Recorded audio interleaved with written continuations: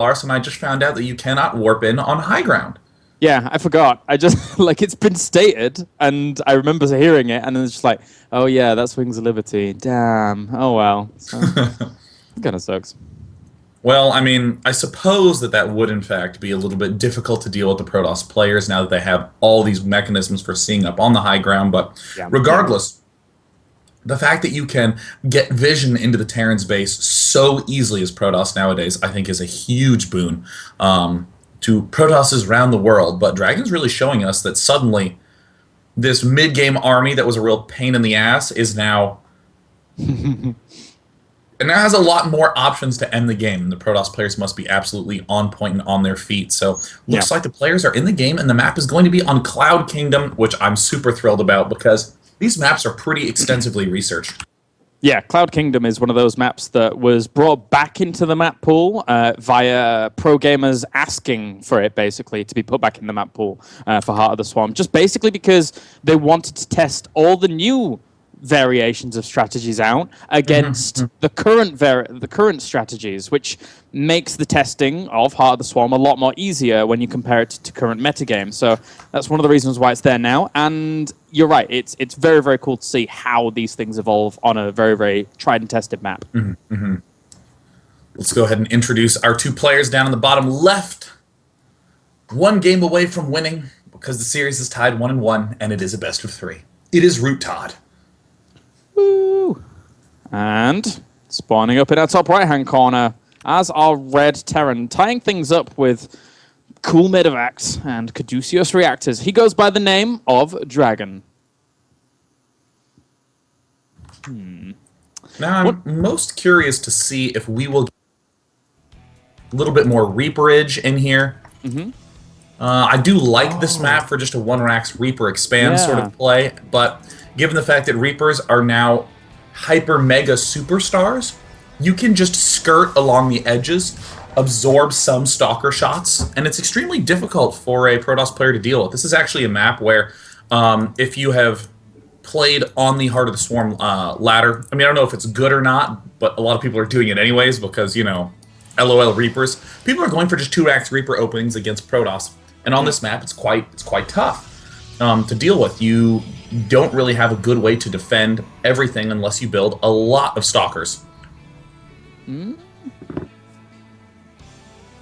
Okay. Looks like one of the critical members of the team is actually not in the game. As the Russian casters were not invited to the game. So the important fact, though, is that ToD, in that very swift game, had 112 average actions per minute. Great. One of the things that I figured out pretty quickly from Heart of the Swarm from Wings of Liberty to Heart of the Swarm, from the Protoss side of things on Cloud Kingdom, that I was talking about on my Intel Extreme Masters qualifiers, actually, was the way in which that it's not actually the PVT dynamic that I'm talking about here, it's a PVZ dynamic. It's that first Overlord that starts hovering near your natural, where you actually wall in. Now, as Protoss, that's not too much of an issue anymore in terms of that Overlord. That's a great point. Yeah, because you have the Mothership Core. And I actually started positioning my cannon closer to that cliff to start shooing that Overlord away once my Mothership Core comes out. It's a really, really cool little dynamic. So that was one thing I just... Wow. I mean, that's really interesting because, I mean, suddenly it really, really shifts the way that scouting has to go down for Zerg players. You don't really get the opportunity to do those sorts of pokes in as much anymore. Wow, that is a super critical thing. I mean, like, if you can just... Hell, you can take the Mothership Core and move all around your base and see precisely where the Overlords are. And then you just position the Stalkers there to be able to prevent them from going in. It makes it much easier to hide your tech. Zergs are not going to be able to quite do these straight line responses where they just poke in and say, this guy looks like he's doing blah. It'll be so much easier to hide the Immortal all in. Go parting! Woo! It's so true, though. You're right. Because waiting for an Overlord, waiting for an Observer to start doing that, schnarf, that's going to take a hell of a long time. And you don't want the Overlord hanging around there anyway. You want to send it over to your opponent's base to see what scouting, type of tech they're going to do. But this provides so many cool cool little things. A lot of cool little Wow, things. I am reopening those patch notes. This is going to be super exciting. Let's see here. Nom nom nom. I want to, because it makes me wonder. Well, you know, we don't even have a Zerg in the game. We only have a No. Terran and Yeah. Protoss, so perhaps we shouldn't be as overeager about it. But again, I would be very thrilled to see an aggressive based play going down in this map. I still want to see Widowmine Reproducing? drops. Oh yeah, Widow Mines. Widow Mines. Actually, let's talk about Widow Mines after we introduce these players. Yes. Down in the bottom left, he is now a soloing, strong superstar in Heart of the Swarm, formerly of Millennium and Slayers, but now a man of his own. He is Dragon. Ba-da-dum. And spawning up in our top right-hand corner here, previously moving back to France after being part of Root Gaming, he goes by the name of ToD.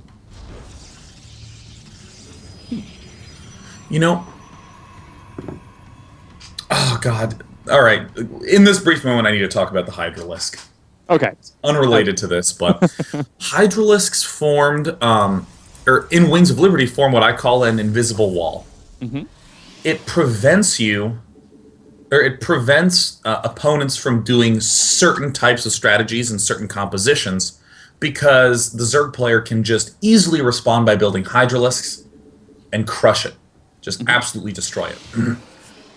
But the problem is that now Protosses just don't do those classes of strategies, so the Hydralisk is sort of not built. Yeah. But again, it still plays this critical role of preventing strategies. There are some weird one-base air openings that are very easy to hold off. With Hydralisks, there are some certain very large delayed gateway pushes that are easiest to hold off. With Hydralisks, in fact, there's some two-base Zealot Archon all-ins that are very difficult to deal with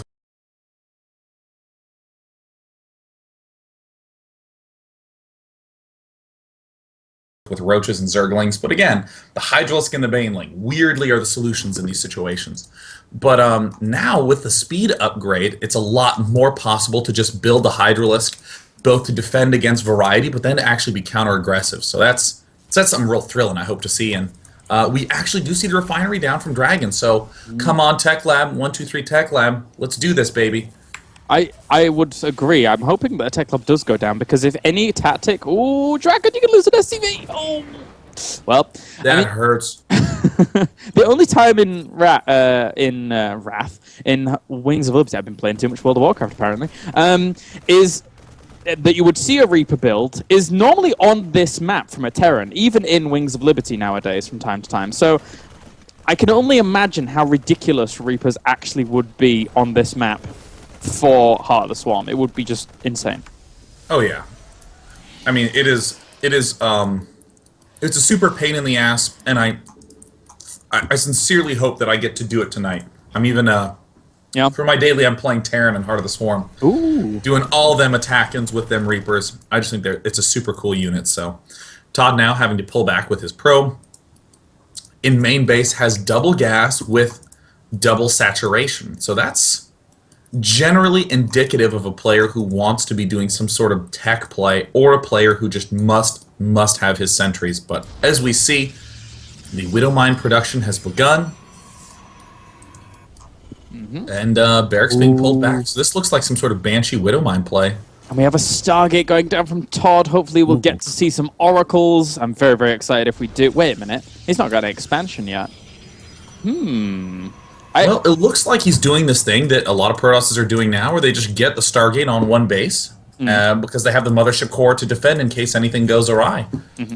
Yeah, well, it's going to be interesting to see how it works out. Oh, and look at Widow Mine on a ramp, just in case his opponent wants to get a little bit frisky. Oh, he's going to move it down here, though, into the natural location. Actually, that zones out. If he moved that a little bit further forward, that would zone out a lot of the potentials to actually scout out natural.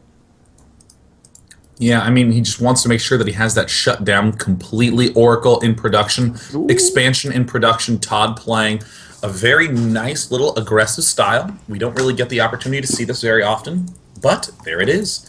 And the question is, how does Dragon establish a defense for this? He has a couple of Marines there, but Oracles killed him very swiftly. Oh, and I think it is going to be the Widow Mine drops here. Oh god, this is so scary. I've seen this on so many streams recently, and he's going to zoom away across the map. Day9, are you ready for some fireworks? Well, unfortunately, it's going to be a really intense battle because right now the Mothership Core has moved right on in, is dealing some massive damage, and Dragon is losing his Marines one at a time. We see the medevac now doing that extra special emergency thrusters boost to head on up to the main base, which is incredibly sweet to see. But the Oracle's now moving into the main base, and this will just decimate small numbers of Marines. Keep in mind, Widow Mines do not shoot up. And Dragon has completely abandoned his main base. Oh, this is going to be an absolutely psycho defense. Yeah, this is pretty damn scary now. He's going to drop those Marines as well as those Widow Mines in that mineral line. The one Phoenix actually comes out. That could try and clear up the medevac if it gets coverage on it. And ToD actually recalls back to try and defend here. He recalls back to his natural, trying to find some way to shut down this aggression by Dragon. Well, he's going to have a super Loctite defense, and there we see. Oh wait! Oh, he could have lifted Widow Mines it. do shoot up. Oh, I'm sorry, they don't detect cloaked units.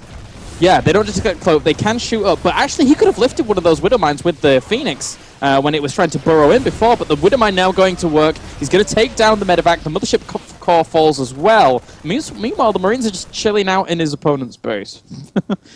Wow, gosh, I need to have these patch notes open the entire time. I actually thought that Widow Mines could not shoot air, and then it suddenly leapt up and killed off that air unit, and I was like, oh my god.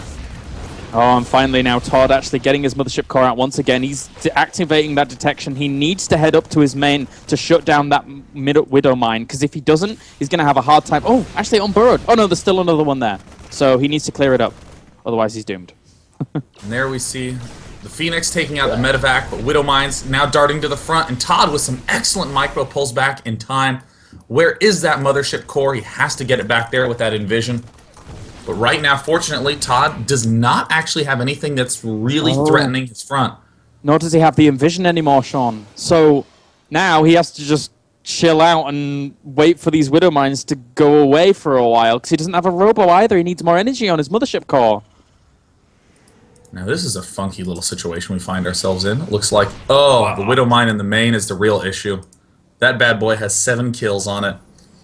Yeah, this is a little bit scary. How do you end up dealing with this now? I mean, there's even a Raven on the way. Raven on the way? Did I just I just said that right. Yeah, great. Well, okay. And tanks. So this is like a 1-1-1-ish kind of thing, but with more command centers.